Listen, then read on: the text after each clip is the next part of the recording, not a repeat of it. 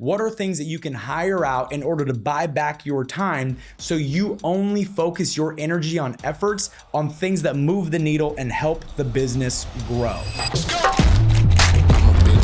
Hey, how's it going, everyone? My name is Matthew Welsh, and welcome to the Leaders Only podcast, where we talk about business, leadership, mindset, and just pretty much anything revolved around building an incredible life. You know, the reason that I started this podcast is because I felt like on the way to where we're at now, there wasn't really a place to go learn tangible skill sets, leadership qualities, and mindset strategies that you can learn today, apply today, and get immediate results. And so the goal of this podcast is to teach you the things that you need to actually win, to actually change your life, and to actually grow your business and grow your team if you're someone that's in a leadership role. And so if you can do me a favor, if you ever get something out of our message, if you ever get something out of the content, if you can like, share, subscribe, just tell people about it.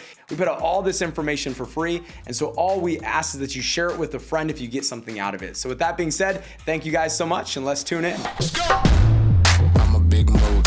You can't name a lot of things that I did. Hey everyone, Merry Christmas to you and your beautiful families. The fact that you'd be willing to spend it with me because this episode is released on Christmas means the world to me. And so I just want to say Merry Christmas to you and your family, sending you nothing but love, nothing but blessings, not only today, but this entire holiday season and all the years to come. And thank you guys so much. We appreciate you. And so today we're going to be discussing some things that you can do to make sure that you go into 2025 and have explosive growth. I want you to write that down. I want to have explosive growth in the year of 2025. You know, I really feel this in my bones. I feel this in every part of my body, that 2025 is going to be a magical year. And I think it can be for you if we take the right measures, if we take the right actions in order to prepare ourselves for success. And so I want you to just imagine a 25x multiplier on every area of your life, a 25x multiplier on your business, your financials, a 25x multiplier on your marriage, the relationship with your children, how you operate in your faith, how you operate in your physique, your health, just all of it. I feel like 2025 is going to be a magical year for you and your family. But what I want to talk about today is how to have a 25x multiplier on your business. If you're okay with that, I hope you are. And so we're going to be discussing that here today. And so as you go into 2025, I want you thinking, I need to make a bold vertical move. Let me say it again. I need to make a bold vertical move where I'm not looking to take action like I normally take action. I'm not looking to take action like everyone else. I'm looking to go do what I've never done before. I'm looking to go have a PR and set a new personal record, whether it's in my cash flow, my production, and the results that I'm getting in the business. I'm looking to PR. I'm looking to make a bold vertical move, and I'm looking to make that out the gate. And so I'm going to give you 5 tips today that can help you accomplish a bold vertical move and help you accomplish the goals that you have for 2025. But just going into 2025, don't go into the year like everyone else. Don't be putting substances into your body going into the new year. Don't get distracted. Don't get comfortable. This is a time of year where you can truly separate yourself and get ahead if you are intentional and if you lay the foundation properly. So let's go over some things that you can do to have a bold vertical move in 2025 and take your business, your financials to a whole nother level. So the first tip that I would give you is get clear on where you want to be. Have clarity on where you want to be by the end of 2025, but also have clarity on where you want to be by the end of the first quarter. You know, if we have clarity on where we want to be by the end of 2025, and then we have clarity on where we want to be by the end of the first quarter, then what we can do is we can start taking action towards laying the foundation necessary for that to happen. So for instance, let's say your sales goal is to do $1 million in production in the year of 2025. So if that is your goal, what we need to do is we need to look at the foundation. What people do we need to have in place? What skill sets do we need to have in place in order to accomplish that goal? And so if the goal is $1 million and you know you need, let's just say 5 solid salespeople in place to accomplish that goal, then over the next 3 months, over the next quarter, what you need to be thinking to yourself is, how do I lay the foundation necessary to get these 5 solid people in place so that way I have the infrastructure and the foundation necessary to hit my target, to hit my goal that is at the end of the year. So we have to have the end in mind, but we need to understand the foundation necessary in order to accomplish that goal. You know, a lot of times people ask me, Matt, what was your goal in 2024? And my answer was very simple: to lay the foundation for my 2025. And people always ask, Matt, what's your 2025 goal? And the answer is to lay the foundation for 2026. Because if the foundation isn't there, even if you try to build it, it will collapse and or you won't be able to build it at all. So I'm always thinking foundationally, what does the infrastructure need to look like in order to hit the main target? Number 2, have weekly, monthly, and quarterly targets. 100% you need to have weekly, monthly, and quarterly targets. One of the huge mistakes that I see people make when going into the new year is they have the end of the year planned out, they have clarity on it, but what they don't have is milestones along the way that release the dopamine that keeps them excited. Dopamine is the feel-good chemical that releases into your mind every time you accomplish something, every single time somebody compliments you. It is the feel-good chemical. And so if we do not have weekly targets, if we do not have even daily targets, if we don't have monthly targets, quarterly targets, then we are not going to be able to remain excited for a 12-month period. When the goal is so far out, when the milestone is so far out, sometimes we lose excitement about it. Sometimes we lose interest. Sometimes we lose enthusiasm because it is so far out. But if we can start to create milestones along the way, a daily goal, a weekly goal, a monthly goal, a quarterly goal, and we smash these milestones along the way, what that does is it starts to release the feel-good chemical into our mind where we start to feel like we're progressing, we're getting closer to the goal.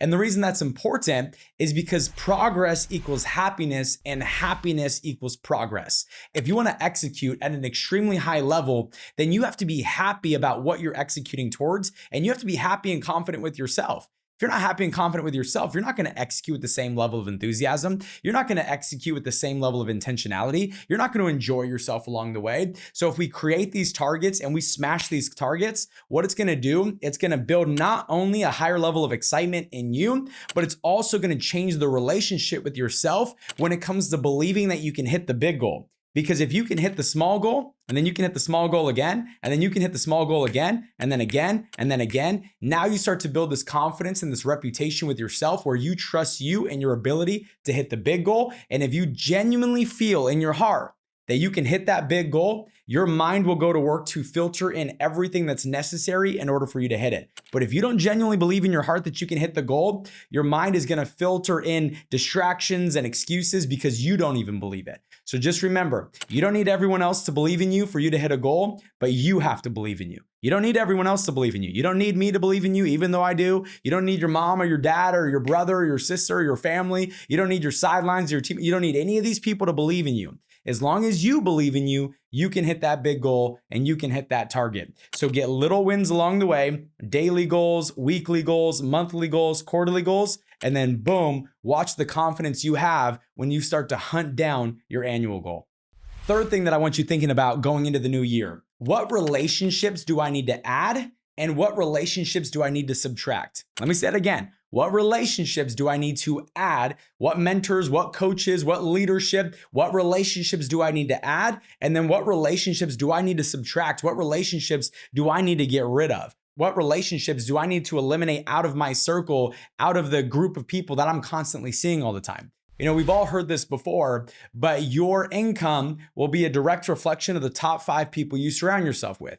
Your health will be a direct reflection of the top 5 people you surround yourself with. So we give our kids so much advice on making sure that they control their friend groups. We don't allow our children to go to certain people's houses, yet we don't guard ourselves. We don't guard our own associations. And so even more important than associations is disassociations. Who do we need to disassociate from that's making us comfortable? That's making us believe our own press clippings, that's making us give in to temptation? What relationships do I need to remove out of my life that does not serve where I want to be? And that's not a negative thing. Just because somebody has a common past doesn't mean they're going to have a common future with you. And it doesn't mean you disrespect them, and it doesn't mean you don't love them. It just means you love them from a distance so that way you can go save yourself. You can't save everyone else if you're drowning. You got to go save yourself before you go back and help everyone else. So number 1, what relationships do we need to eliminate out of our life? But then number 2, what relationships do we need to add? Because it's not enough just to eliminate. We got to figure out who knows what I need to know to get to where I want to be. Who has the results that I want? Who has the marriage that I want? Who has the relationship with their children that I want? Who has great children? I want to have that relationship. Who's strong in their faith? Who's strong in their health? Who's strong in their business? Who's strong economically and financially? Whose life is showing the fruits? You don't judge a man by the fruit they talk about. You judge a man by the fruit they bear. Who has the fruit that you want? And if you can identify who has the fruit that you want, then be intentional about earning your way into that association. That association is going to improve your abilities by 10x, 20x, 25x going into the new year. You know, this last year in 2024, we've been on a 30 city tour that turned to a 40 city tour where we've gone to a new city every couple of days in order to help grow and expand our agency, right? GFI, Global Financial Impact, which is the fastest growing financial services company in the world. And we've been in a new city every couple of days. And somebody asked me, Matt, what has been one of your favorite parts about this tour? And obviously it's the lives we've been able to change and the people's lives that we've been able to impact. Like, that's been amazing. But from a selfish perspective, it's been being around my mentor and my coach, which is a gentleman by the name of Eric Olson. I'm spending every single day with this guy. And this guy's a peak performer. He's at the top of his game. He's one of those people that if you even sit down and have a glass of water and relax, you just think in the back of your mind, he's getting after it. He's focused. He's dialed in. And so just being around that association every single day has helped me elevate. I'm already a very disciplined person. I'm already a hardworking person. I'm already an ambitious person. I'm already a multiple seven-figure earner. Yet there's people that are at a whole nother level. And being around this person, being around him every single day, it's forced me to level up. And I'm so grateful for that. And so if it's served me over these last 12 months, being a multiple seven-figure earner, then imagine what it can do if you start to get into these good associations. It can completely transform your life. So ask yourself, who do I need to disassociate from? And what circles do I need to fight to be a part of? Because they're not just going to welcome you in. Remember, good associations are also protecting their own associations. So you're going to have to earn your way in. So what relationships do I want to earn my way into so that way I can get access to their mindset, to their leadership, to their mentorship, to their coaching, and just being around them all together will help you level up. Number 4, I want you to ask yourself, what am I avoiding out of scarcity that's keeping my business from growing? Whether it's hiring more staff, whether it's hiring an assistant, whether it's investing into growing on social media, whether it's investing into marketing, whether it's investing into a house manager or a nanny that can help you with your children. I don't mean to have them raise your children, but at least help you with your children so you have more energy to do the things that you need to do. What areas of your life are you operating out of scarcity in that is keeping you from growing? This is so important. You know, most people think that, oh, Matt, you must be this abundant person where you just invest back into your business. I'm actually the opposite, right? And that's why I'm being a little bit vulnerable with you. I hate spending money. In fact, I'm extremely frugal. When you grow up with no money, when you get money, you tend to hold on to it out of scarcity. So when you grow up with no money and you grow up where money was scarce, whenever you get money, you try to hold on to it and you try to keep it and you try to hoard it because you're afraid to go back to the situation that you were once in. And so coming from that, I naturally try to hold on to my money rather than putting it to work and going and multiplying it. And so one thing that my wife has helped me out with tremendously, and she just thinks abundantly, money doesn't exist, numbers don't exist. She just thinks, all right, just go make an extra $1 million in the next 3 days. And by the way, that might sound ridiculous, but it's one of the things that has stretched me and got me to think bigger. And it forces me to operate abundantly and invest in the areas that I need to invest in order to grow and scale my business. So I want you thinking to yourself, how do I buy back my time in 2025? Right? What staff do I need to hire? What employees do I need to put in place? What house managers do I need to do? What am I spending energy on? You know, I have people that pay every single one of my bills, every one of my expenses. I don't even know what they are because I hired somebody to handle these things for me because I don't want to do it. I have a house manager that gets everything fixed on it. Like, I'm just thinking, how do I buy back my time? And some of you might be thinking, Matt, I just can't afford that right now. It's easy for you to say. No, guys, when I made $1,800, my first $1,800 I ever made in a month in business, I took $1,000. I signed a lease on an office. I took $500. I hired an assistant that was a co-assistant that was matched up with 3 or 4 people where we all invested into being able to help us be able to run our business. So I invested into that. And then I took the $300 and I used it for peanut butter and jelly and gas. So I literally made $1,800. I took $1,000, invested it into an office. I took $500. I invested it into an assistant and I put that money back into the business. But what that did is it bought back my time. I was no longer thinking about paperwork.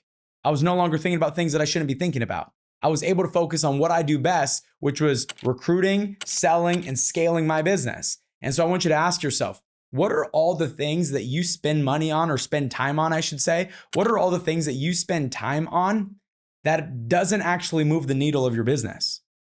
What are things that make you feel like you're working because you made a flyer, or you made some PowerPoint slides, or you were in the office and people asked you some questions, but did you actually move the needle? Did you actually grow the business? What are things that you can hire out in order to buy back your time so you only focus your energy on efforts on things that move the needle and help the business grow? So I just want to challenge you, stop operating at a scarcity, identify what are the areas of scarcity that I'm operating in, that if I just remove that scarcity and I invested abundantly knowing that it's going to buy back my time and give me the ability to do more and become more, I just want to challenge you to go out there and do that. And number 5, I want you to ask yourself the question, what do I need to start, stop, and continue? What are 10 things that I need to start doing that I haven't been doing? What are 10 things that I need to stop doing that didn't serve me? And then what are 10 things that I need to continue doing that were extremely effective?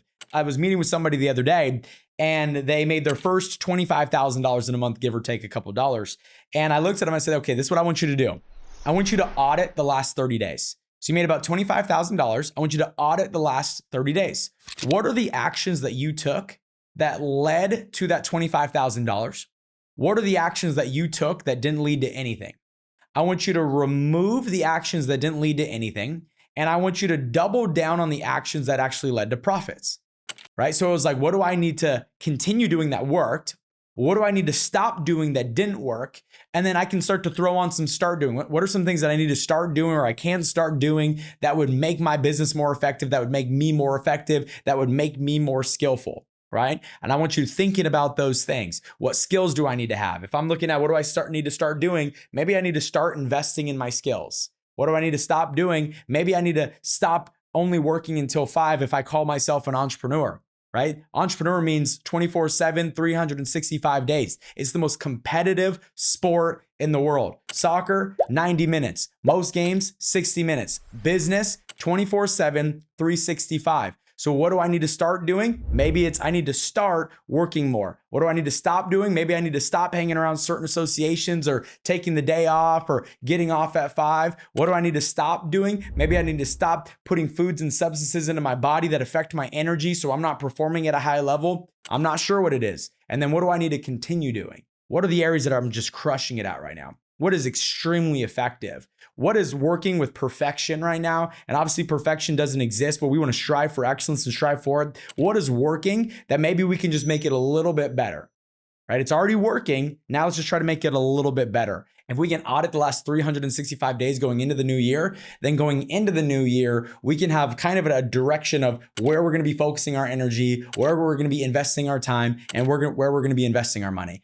And if you could do these things, it's going to help you set your 2025 up for success. So once again, I want you thinking, I'm going to make a bold vertical move in 2025. I'm not going to have another year that I just had. If you made the same amount of money in 2025 as you did in 2024, would you be satisfied with that income? Of course not. If you saved and invested the same amount of money in 2025 as you did in 2024, would you be satisfied with that investments? Absolutely not. That means a new level of you needs to be born. If you bring the same old you into the new year, then you're going to get the same old results. If nothing changes, nothing changes. If you want change, then you need to change. Our inner world creates your outer world. Let's get clear. Let's be intentional. Let's dial in. Let's audit our last 12 months. And then let's go into 2025 and make it the greatest year of your life. You're going to remember this day listening to this as the day that everything changed for you. Everything shifted for you. As the day that your life changed and the foundation for what led you to going out there and becoming all that you can possibly be. So with that being said, if you got something out of today's message, do me a favor, like, share, subscribe, tell a friend. Some of you listen, but you don't subscribe. So do me a favor, click the little subscribe button. So that way that when we release new episodes, you get it. We have some new channels that we're gonna be releasing on YouTube here pretty soon, which is pretty exciting. So if you're not subscribed to that, make sure that you do.